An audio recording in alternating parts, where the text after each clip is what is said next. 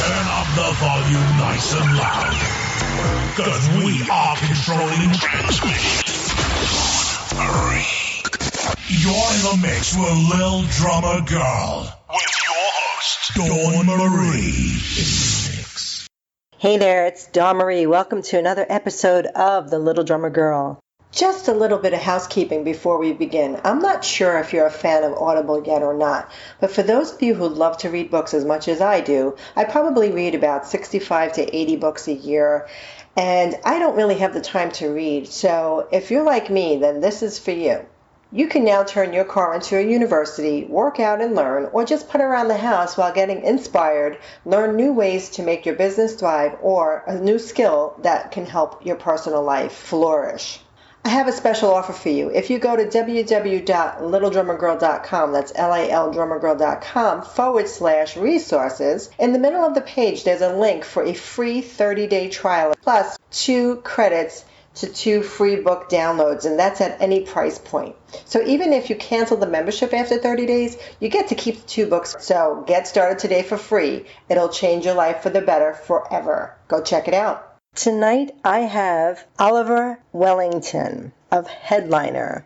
Oliver loves building startups from the ground up. He was the co-founder at nRelate, a content recommendation engine used by over 100,000 publishers and bloggers. Then he co-founded Spearmint in 2015, which was an app to help podcasters and guests connect for interviews after moderate success, and the company rebranded as Headliner, which is now the most popular audio to video creator on the market, with over 1,000 videos being exported every day across every continent. The Headliner team continues to grow the product and is currently expanding into video creation for publishers and marketers. Before all this startup, he was in a rock band, but that's another story that we will cover in this episode today. He was an undergrad at NYU for psychology and creative writing and has an MBA from Babson College.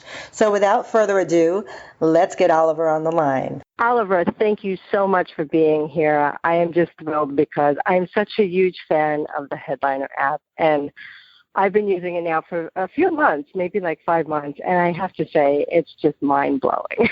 So thank you for joining us, and we're going to pick your brain tonight. Thanks. Thanks for having me and for the kind words, and glad you're enjoying it. It's exciting to be talking to the sample queen. Yeah, those were the good old days. That was a long time ago. Yeah, I have some questions for you about that if it's okay later, but if not, I understand. Yeah, I'm sure you've had a lot of questions. Absolutely. Okay. All right, so let me ask you this. You have such a very unique background. How did you come up with the idea for the Spearmint app? Oh, boy. The Spearmint app all began, the Spearmint app, oh, boy, that was a while. Yeah, so that app actually currently isn't available. It was an app that allowed people to record conversations, and then they could share them quickly to social or edit them into their podcast or use them however they wanted. And so that originally started out in a kind of funny way. My business partner and I, our wives had both had children recently, and we kind of noticed that they were reaching out to people for kind of advice or to talk about motherhood, both in the capacity of asking for advice and in a lot of cases giving out advice. And it was a lot of kind of like work to set up introductions with people. And then, if they're talking to other moms or stuff, it would just be a lot of work for potentially a pretty short call. So the original version of the Spearmint app was to help people connect in their free time to give advice to each other. And so we released that, and then people wanted, it just was funny the way people were using it was like, oh, it'd be great if we could record these things we were doing and share them. Like people kind of wanted to start using it more for recording content than for our initial idea for how they would use it, right? So then Spearmint kind of became an app that allowed people to record and share conversations quickly and easily, kind of like I was saying, for their podcast. But like the real kind of interest we were getting from people was around, when I share these recordings to social media, it's kind of like we had kind of like an embed that would show up, but people seemed a lot more interested in actually sharing videos. And so we kind of were experimenting with that a bit, and it actually all started when WNYC, the local public radio station here in New York, I think they had done a hackathon or yeah, and so they had done either a hackathon or something, and they created this thing called an audiogram generator that was an open source thing to try out. And so we tried it out and I wanted to use it. I had one of our engineers kind of set it up on a server for me and just so I could test it. And then I kind of shared it with some podcasters I know, and people kept wanting to use it, and it kept breaking because it wasn't really made to handle a large volume of people using it. So we ended up saying, like, oh, man, like more people are going to this and using this than this app we have. Like, we should probably focus more on this video creation stuff. And so that's when we kind of started working on building our own version of this audiogram generator that's now grown into a full-featured video creation tool, Headliner. And so, it's about a year old, and it's kind of been a lot of word of mouth, and it's been growing a lot, and it's been a great time. I think it's ingenious, so thank you for creating it. Thanks. Yeah. As a podcaster, and I also have a blog, I felt like, wow, I have these videos from these concerts, or I'm doing video interviews, and I have to put it up on YouTube, and how am I going to do that? How am I going to transfer this and do that? It just seemed like when I don't even know how I found you. That's the weirdest thing. I was looking through something and something else, and the next thing I saw that, and I was like, wow, what's this? And when I went to check it out, it was mind-blowing. It was just like, okay, you just made my year. Thank you so much. That's great to hear. Yeah, I mean, all the features we've put in are, like what people have asked us to build is kind of what we've built. So we're very heavily focused on what people in the community want and what will help them. You just have something new there where you can actually create from an article into a video. So can you tell us about that a little bit more?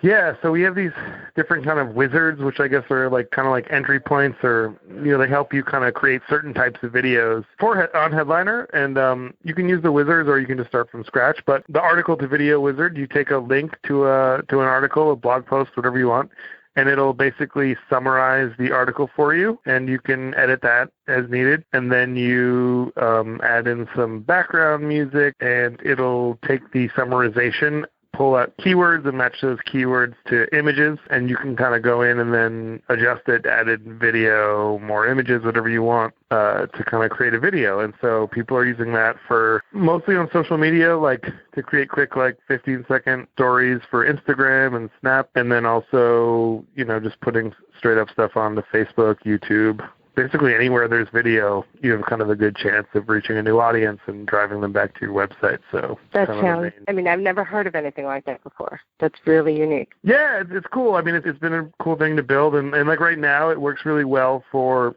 keyword-based stuff. So if you're writing about like celebrities, politicians, musicians, athletes, stuff like that. But we're working on kind of making it work for any type of content and kind of improve there. But so far, so good. It's been a lot of fun. Yeah, I played around with it a few when you put me into the beta testing group there. I started and I was like, oh, this is really fun because I have a couple ideas of some stuff that I want to work on. And I'm like, you also have some that you can actually purchase as well, too, right? That you don't just do yourself if you wanted to. Yeah, so we've kind of been thinking about what we really want to do is allow anyone who wants video to have video, right? And so we realized at some level, no matter how easy you make it to make your own video in a tool, people might not have the time or want to learn. So we kind of have made an option too, where it's so we call it the marketplace, where people can come and buy different types of videos. So right now we're running a promotion, for example, where we'll make a Instagram story for you for 50 cents. And I mean, it's a 50-second long video and it's 50 cents per story. And that's kind of a promotional thing we're doing now. But then you can have all types of videos made from anywhere from $1 per video up to 10 for kind of more intricate stuff. I love that. Yeah. And then when you just send up the clips of the audio and the video pieces, and then you just put them together? Yeah, it's basically the audio.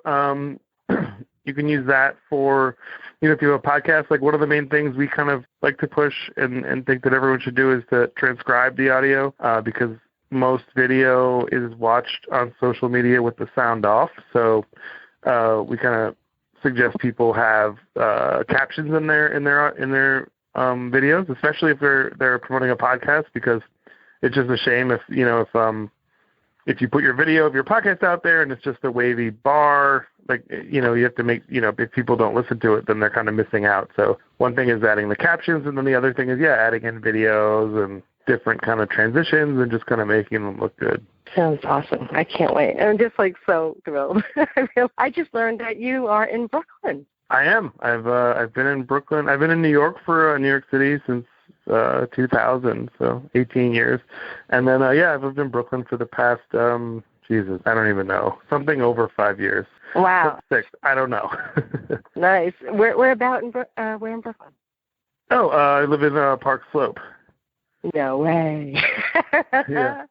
Have you ever been? Yeah, I grew up there. You grew up there? Yeah. Oh, my. That's a small world, huh? It really is. Oh, my goodness. Yeah.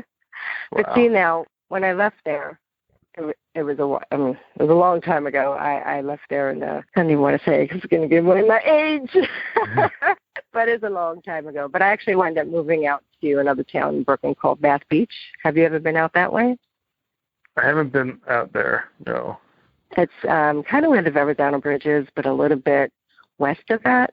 It's kind of in between, but it's on the bay there, and it was really peaceful and nice. But yeah, Brooklyn, I miss it. It's just such a great place to be, and now it's hotter than ever. It's gotten insane. My wife and I met in 2010, and our third date was actually, this is getting very personal for this podcast about marketing. However, it was at a wedding that was at a beach club on the Staten Island side of the Verrazano, like right over the bridge. Oh yeah, actually I know that place. Yeah, it was fun. Yeah. See, it's a small world. So maybe it was meant for you to move to. Where were you from originally? I grew up on Cape Cod, Massachusetts. Ah, beautiful. Yeah, I like that nice. there too. I really miss the East Coast because I feel like in Florida here it's beautiful and everything, but there's no mountains and there's like little trips where you could just get in the car and drive 3 hours or 4 hours and be in Boston or be in Vermont or DC or wherever you want to go. You could just get around. And here it's kind of like, nope, not so much. But hey, it is what it is. Yeah. So tell me something. Are you ready for the 11-stroke roll rapid fire interview? No. But yes. But no. Yes. You sure? All right. Your favorite snack food? Hummus. Ooh. Your favorite place to shop? Yeah. Sorry. It I is shouldn't a have snack interrupted. food. Yes, it is. It is, okay. right? No judgments, right? It's food and a snack food, so really. Yeah, you promised there'd be no judgments. Okay. No judgment. Your favorite place to shop? Amazon. It's actually the only place I know how to shop anymore. Yeah, I hear you on that. One thing that you can't live without.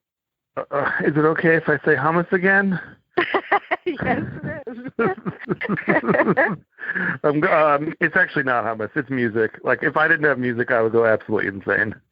Speaking of music, I have to come back to that on something. But your favorite organizer app? Oh, I've been liking. I've tried a bunch of them, and lately I've been enjoying Google Keep. I don't know that one. Very cool. I kind of like. Yeah, I mean, you should check it out. Google Keep. Yeah, it's kind of like a way to just keep notes and keep it organized. I also like Wunderlist too. Yeah, Wunderlist is cool. Yeah, I use both of them probably about equally. So it's a tie. Very cool. Cat or dog lover? I guess it depends on the breed. I probably prefer... Okay, here's the thing. I would probably prefer cats. However, I have this crazy allergy to them where if I get enough cat dander in my eyes, my the whites of my eyes will go into anaphylactic shock and explode basically. So I guess I'm going to say dog. I'm going to go with dog. All right, that's a good answer. Yeah. I'm sorry to hear Preferably a beagle or something like that. Oh, those are cool. Yeah, I have a neighbor who has a beagle. Those are cute. Yeah. Your favorite travel spot? Favorite travel spot? Yes. I I haven't been there in a while, but I think one of my favorite places to go is Maine, the Maine coast, down east. It's so pretty. Oh. It's where the mountains meet the ocean. It's just magic. Very cool. Wow. Your favorite article of clothing? Pants. And your favorite genre of music? I guess this is kind of one of those questions where I'm going to say the cop-out answer first, and then I'll give you a genre.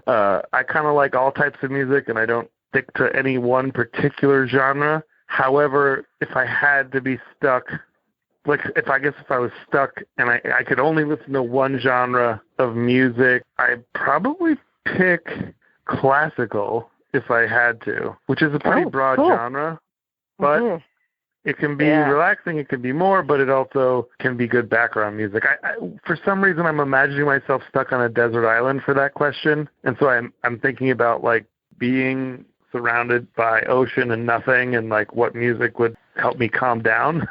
Good point. So that's why I went with classical. Okay, sounds good to me. Your favorite outdoor activity? Right now, it is, I would say hiking or rock climbing. Very cool. And, yeah. Your biggest pet peeve?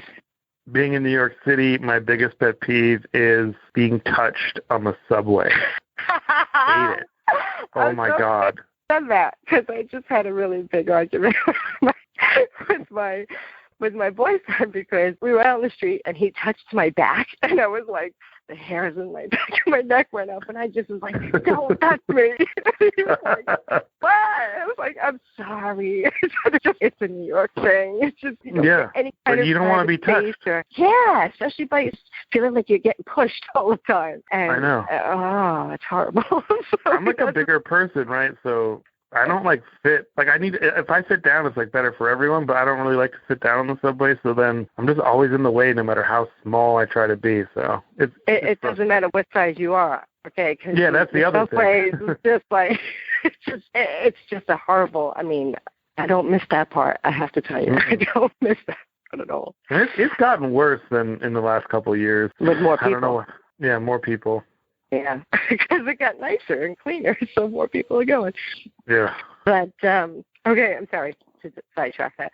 Your favorite hobby? Right now, it's kind of nerdy. It's a new hobby. I'm like a hobby junkie, I guess. Really? Cool. Not that I have like enough time to really get into them, but I've kind of gotten into, I can't believe I'm saying this. I've gotten into the whole world of having pet fish. So I'm learning a lot about freshwater fish right now because saltwater fish are too involved and expensive. But I've gotten into the world of fish keeping. All right, I'm kind of lying. It's actually a very select subset of fish keeping. It's called aquascaping, where you kind of turn your fish tank into like a little, not exactly a diorama, but you can create like a mini mountain with trees on it, and then you have little fish just to kind of give it perspective. No. I'm a big nerd right now. Yeah, that sounds so cool. Actually, it actually is awesome, and my wife's into it too now. I mean, if she'd have to be, or else there's no way. There's no way this would happen if she came home and wasn't into it and was like, "What are you doing?" But like, you're doing what? Okay, why don't you take out the garbage and what's that? It's called aquascaping. Aquascaping. It's like kind of like underwater bonsai trees. Wow, that's really cool. I've never heard of that. See, I'm just learning a ton of stuff. Embarrassed right now. No, it's cool.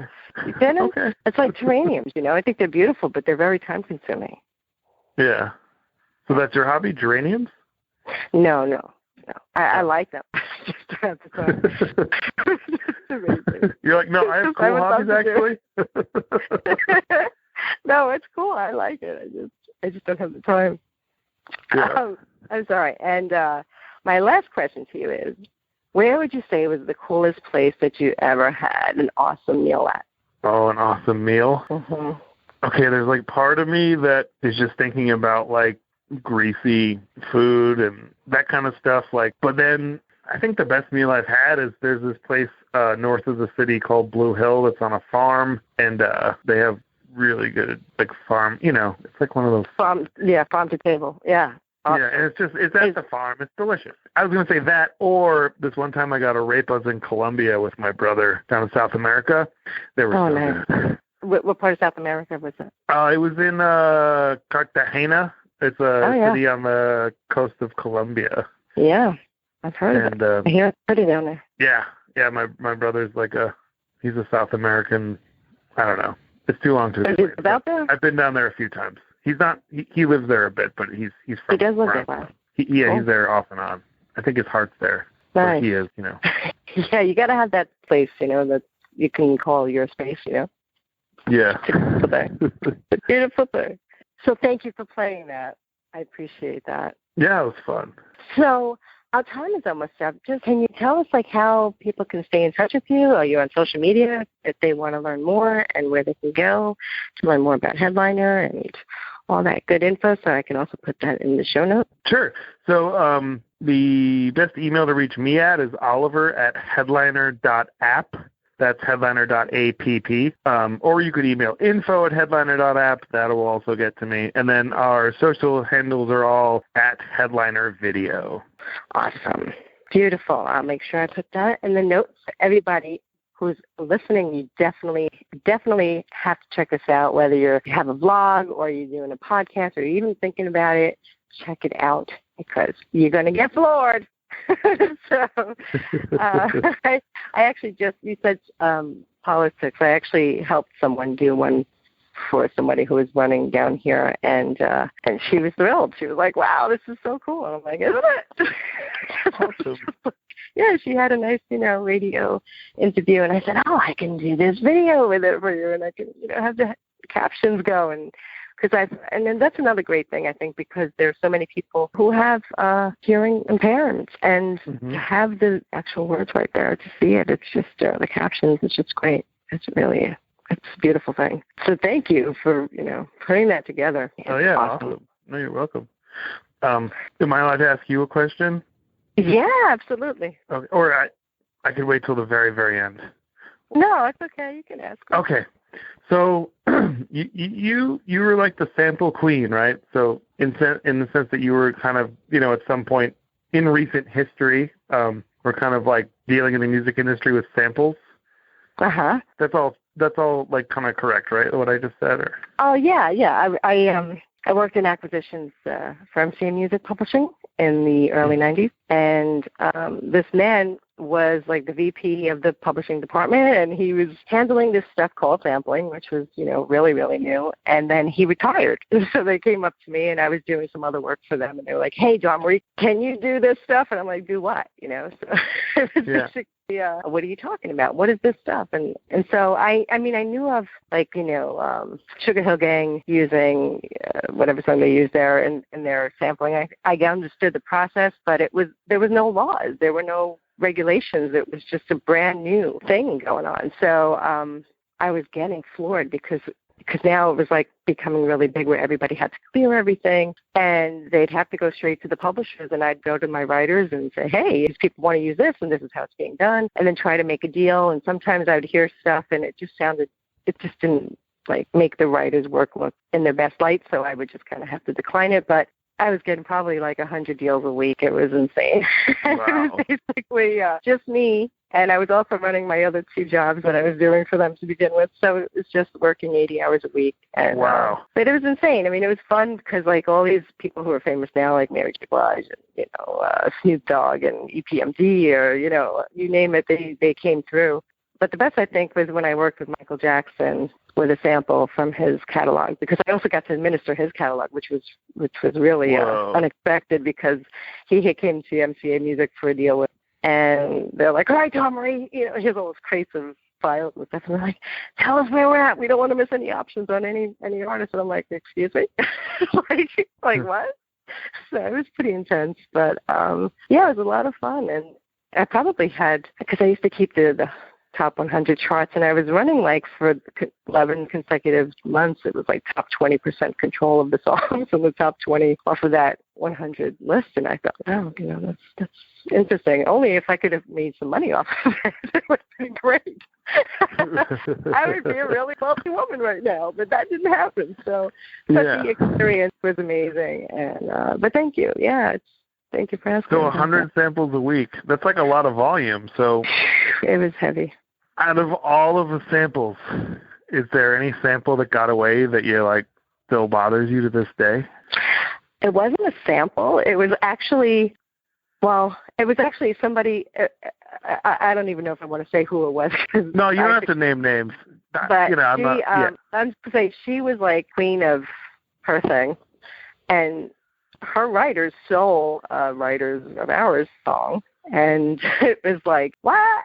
So, of course, I did my job, which was to protect my writers, and I sent it to a musicologist because I heard it, and I'm thinking, okay, I just want to make sure I'm hearing what I'm hearing. So I sent it to a musicologist. The musicologist said, yeah, they stole the melody. Without the melody, they wouldn't have resolved. So I was like, okay. So I started going after her, and next thing I know, my boss, who was the president of the division, he's like, Marie, let it go. And I'm like, no, you can't let it go. It's like, and I love the song that she ripped off, and I'm like, oh, hell no, because I kind of grew up on it, and I just thought, who does she think she is? Just because she's so-and-so doesn't mean it gives her the right, you know? So next thing I know, the files are missing, but I had made a copy of everything. And then the next thing I know, the musicologist negates and says, oh, no, it's not the same. And I'm like, what?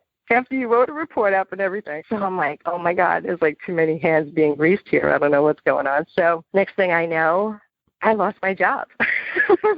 Wow.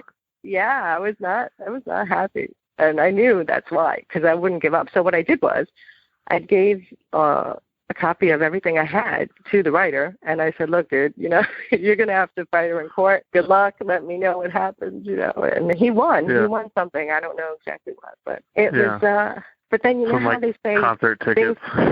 Yeah, but you know how they say things come in full circle?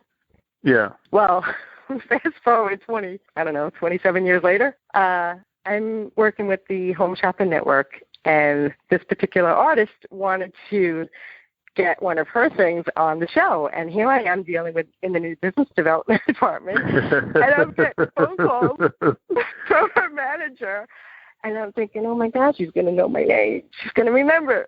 Oh no, am I going to get fired again? Oh my God. Oh, it was horrible. But thankfully, I kept the job. I guess it went over, and I didn't say anything. Yeah. Wow. I kept my mouth shut. So yeah, that was fun. But anyway, it was definitely an interesting ride. I just wish I would have had 1% commission on each of those songs. That would. That's crazy.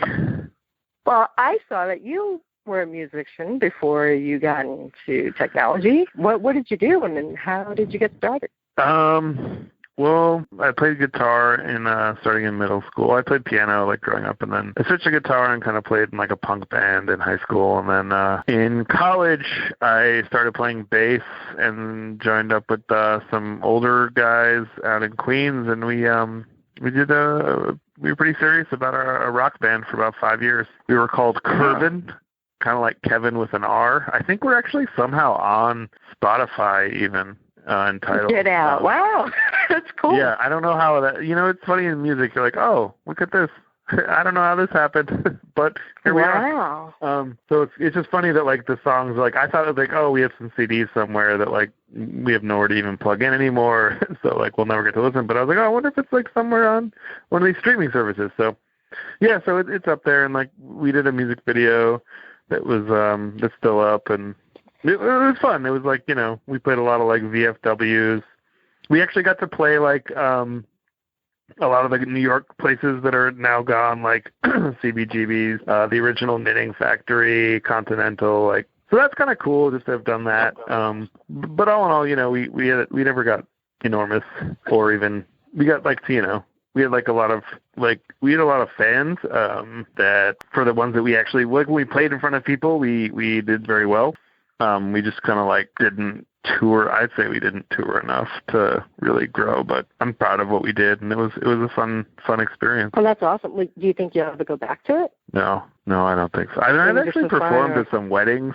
Like friends will be like, "Hey, could you play a song?" And one of my friends like thought that she confused me with my brother and thought that I sing well, and had me sing during her wedding ceremony. And I was like, oh, I think that's great. My brother's really the one that's got a great voice, but I'll sing if you want me to. And she's like, yeah, I know you're great. And I was like, you've never heard me sing because you're confusing me with him, but that's fine. So I sang a couple of like Van Morrison, Bob Dylan things at her wedding ceremony. Well, that sounds like fun. It was fun. I think it was okay. I don't know. My wife's a very good singer, so we'll perform sometimes, like, for various things. But, yeah, I think, like, in terms of music, yeah, I'll get back into it sometime. It's kind of tough for me. Even if it's just a hobby, it's a great hobby. You know? Oh, yeah, it's amazing. That's the whole problem is that I've never been able to do music. It's like all or nothing for me. Like, if I start playing again, I'm going to, like, wake up in a few years and be like, what happened? Like, you know, I get, like, kind of, like, really obsessed and into it, so... Cool. How long are you married now? 6 years. Nice. Congratulations. And you said something earlier. You have children? Yep, I have 2 kids. It's kind of like your requirement in Park Slope. If you're a, if you're a guy, you got to have at least a couple kids. Do they still have, there was this really funky place. It was like right on the corner of 7th Avenue, and I think it was 6th Street.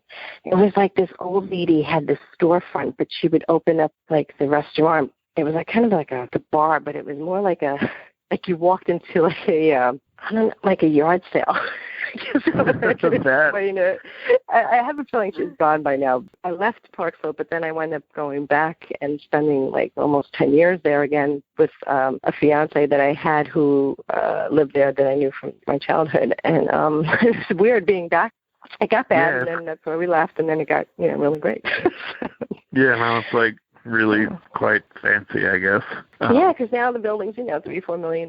Meanwhile, you could have bought a brownstone for $10,000 in the 70s, but yeah, there's a lady on our block that owns a mansion that I think it's like literally a mansion. I've heard that I think she bought it in the 70s for like $30,000. Like it's probably worth like exactly $7 million. Like $10 million right now. Yeah, exactly. Something insane. So cool. Oliver, I appreciate you being here so much. Thank you so much. And I know I am looking forward to all the things that you have coming forward into Headliner, because I just, as I said, I started making some. I just didn't load them up yet, but I've been like making them. I'm kind of like hoarding them. I'm like, these are mine.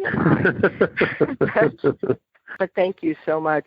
I really appreciate that for you being here. Awesome. Yeah, I appreciate the kind words, and thanks for having me on. And it's been great. If you are ever in the Tampa area with your wife, come on down, and me and my beau will get you out there to some nice seafood places, and we can have a nice time. Awesome. Sounds great. Cool. Thanks a lot, Don Marie. Have a good night. Okay, have a great night. Bye. Bye. And you listeners out there, thank you so much for joining us. We wouldn't have a show if it weren't for you. And if you like this episode, please share the love, and be sure to go to www.littledrummergirl.com. That's LALdrummergirl.com. And while you're there, be sure to grab a copy of the free 2019 St. Pete Street Art Calendar. It's only free for a short time, so grab a copy before it's too late. And remember, it's never too late to begin the life of your dreams and leave a trail blazing behind you. So rock on and rock out, and I'll catch you on the flip side.